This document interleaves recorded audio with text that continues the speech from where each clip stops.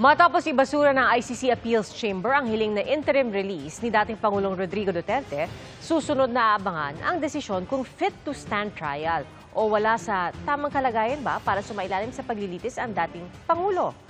Nakatutok si Jonathan Andal.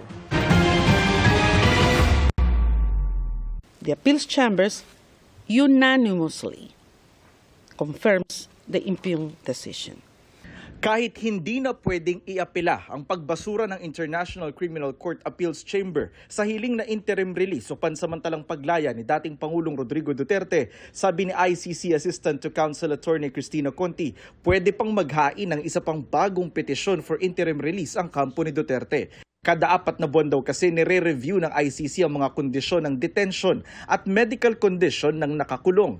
Ang inaabangan ngayon ni Conti ang confirmation of charges hearing ni Duterte na naudlot noong Setyembre. 2026 ang simula ng bakbakan patungkol din sa kaso ni Duterte. Hinihintay raw kasi ngayon ang desisyon ng Pre-Trial Chamber 1 kung fit to stand trial o hindi si Duterte. Ang desisyon dyan posible raw lumabas sa Enero. Kunyari fit to stand trial, isiset na nila yung confirmation of charges hearing. At sa earliest, nakikita po namin, February, posibleng mag-resume or ma-reschedule yung confirmation of charges hearing.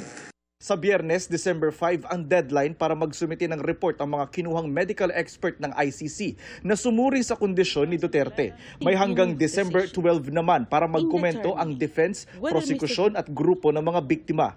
Samantala, pinagpapaliwanag ng Supreme Court sa loob ng 30 araw ang ilang matataas na opisyal ng Marcos administration at mga anak ni Duterte tungkol sa petisyon for writ of habeas corpus na kumukestyon sa basihan ng pag-aresto sa dating Pangulo.